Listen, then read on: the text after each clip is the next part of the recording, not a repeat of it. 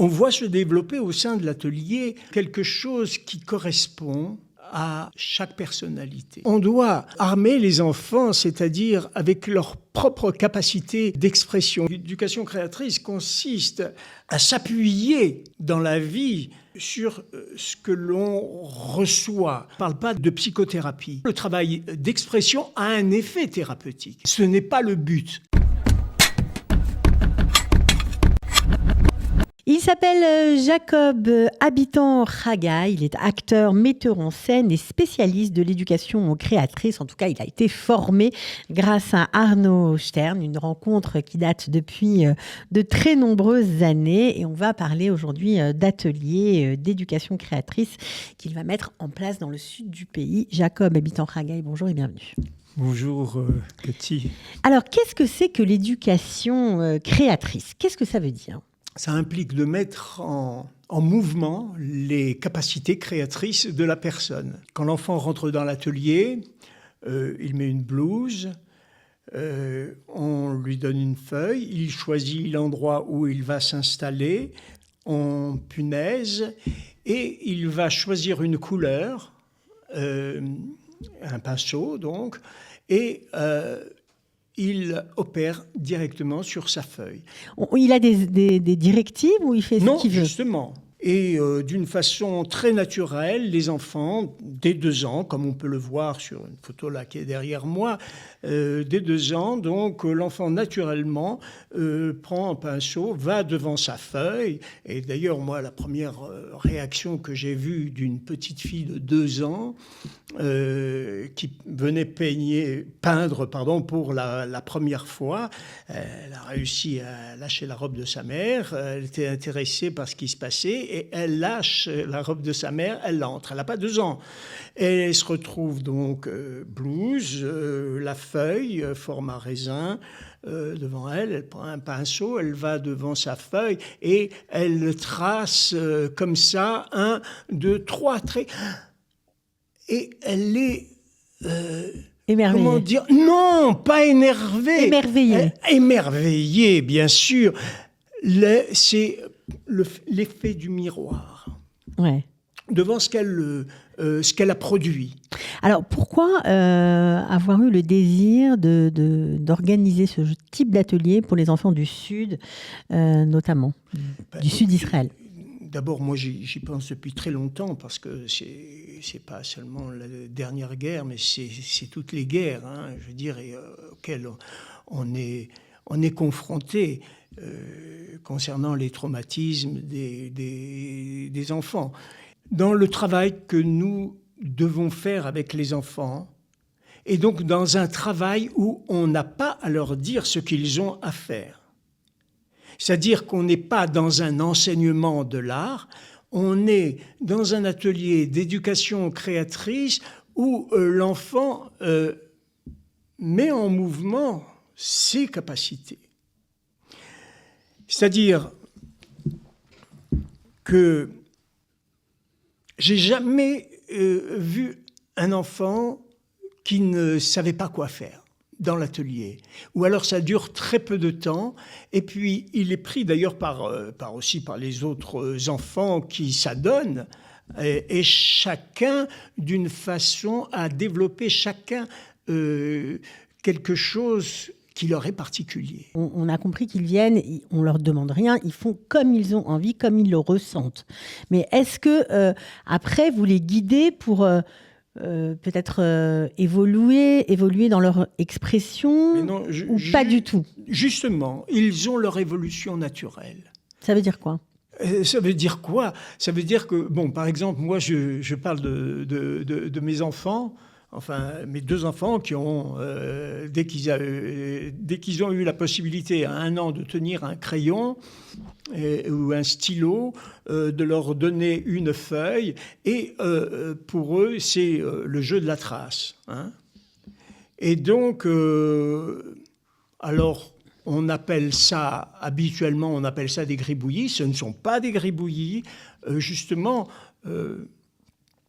Arno Stern a renommé un peu ces termes, il appelle ça giroulis. Et giroulis, c'est un mouvement que l'enfant découvre dès qu'il a un stylo dans la main, et par la suite qui est complété, mais très tôt, par des pointillis. Il joue en pointant sur sa feuille, et jusqu'à ce que se mettent en mouvement des premières formes. Alors on voit apparaître des bonhommes têtards, c'est-à-dire une tête, un corps, etc. Voilà, l'évolution, et on peut le voir d'ailleurs et jusqu'à la maison que nous avons tous peint. C'est pas la maison dans laquelle nous avons habité, mais nous avons, donc dans cette évolution graphique, on fait cette maison avec le toit, etc. Et comment on arrive là? Quel est le parcours de l'enfant pour arriver à cette maison? Voilà. Et c'est le respect, si vous voulez. Moi, je crois que très tôt, mais dès que, je vous dis, l'enfant a 1 an, c'est ce qu'il fait, on le garde. On le garde, c'est-à-dire qu'on met la date à laquelle il a fait derrière, au dos de la feuille, le jour, et si c'est le premier dessin, le deuxième ou le troisième dessin. Et là, il y a... l'enfant perçoit ce respect. C'est pas comme ça pour l'occuper. Il fait, il joue, bien sûr, il y a le jeu de la trace.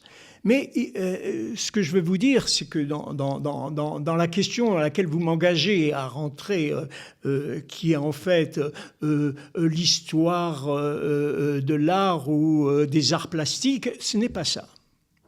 Ce n'est pas ça. Et on voit se développer au sein de l'atelier quelque chose qui correspond à chaque personnalité. On doit armer les enfants, c'est-à-dire avec leur propre capacité d'expression, et les renforcer dans cela. C'est pour ça que vous avez voulu organiser ces ateliers dans le sud, spécifiquement du pays qui a beaucoup souffert. Évidemment, la priorité est là. Mes contacts vont sur Sderot, même Ashdod et Ashkelon. Voilà, et ce que j'essaie de provoquer par ce film, c'est donc une rencontre avec des éducateurs, mais avec des décideurs, bien sûr, pour installer ces ateliers. Alors, pourquoi ce film? C'était vraiment pour expliquer en quoi ça aide les enfants? Simplement par les photos, on voit exactement où on est. Et le film nous donne à voir une séance d'atelier avec des enfants de différents âges, même quelques personnes adultes. C'est-à-dire que les gens qui viennent dans cet atelier peuvent être des enfants de 2 ans ou des personnes de 77 ans. D'ailleurs, ce film sera projeté le 29 décembre grâce à Peggy Cohen et la Viso. Il sera projeté à Calita, donc si vous avez envie d'en savoir plus, vous pouvez, on mettra bien sûr les coordonnées, vous pouvez peut-être y aller. Voilà. Et puis, ce sera l'occasion, j'imagine, de débattre du bienfait de créer, en fait, de la création en elle-même. L'éducation créatrice consiste à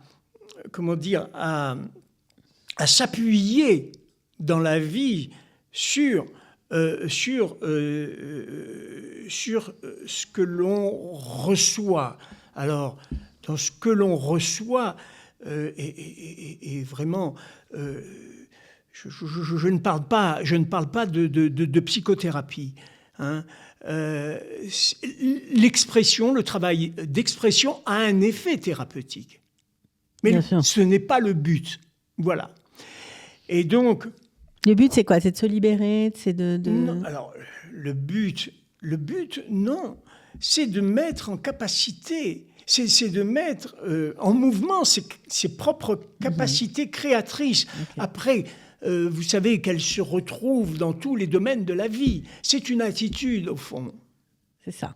Donc ça, c'est plutôt sympa. C'est apprendre aux enfants à se faire confiance, en fait. Confiance aussi en eux, et d'aller, et en fait, à quoi on assiste, c'est l'audace que eux-mêmes vivent dans leur jeu et où il y a un rapport avec la connaissance. Un enfant qui va se mettre à peindre, je prends un exemple, une locomotive, mais il va aller dans la vie, la chercher dans tous ses détails, avec toutes les tuyauteries de la locomotive. Et à tel point qu'il peut être capable de parler avec un machinot. Ben oui, tout un à fait. conducteur de locomotive. Enfin, je vous assure, mais d'une façon très sérieuse, c'est ça, la confiance qu'on peut avoir à la capacité des enfants. Et je veux dire, et de ce qu'ils apprennent. Alors, bien sûr, là, il s'agit du jeu avec la trace, et elle a quelque chose de très profond. Ce rapport à la trace, elle va chercher dans la formulation des sensations. Ouais. Si vous voulez, quand un enfant entoure quelque chose qu'il a dessiné et qu'il enveloppe, il formule une sensation. Alors évidemment, pour mettre en place tout ça, vous avez créé une association qui s'appelle l'Éclosion. À quoi elle va servir ? L'association a pour but donc de mettre en place des ateliers dans différentes villes en Israël. Alors on commence, comme je vous l'ai dit, par Sderot, Ashkelon et Ashdod. Et à la suite de l'information qui est suivie par des éducateurs, ou d'autres personnes, c'est pas forcément des éducateurs, c'est des gens qui sont intéressés. C'est des personnes qui disent tiens, oui, là il y a quelque chose, et donc moi je prépare les personnes donc à conduire ces ateliers.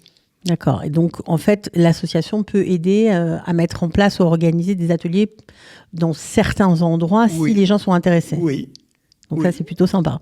Oui. Ok. Alors, évidemment, on pourrait parler encore longtemps. On vous souhaite bonne chance pour la mise en place de ces ateliers.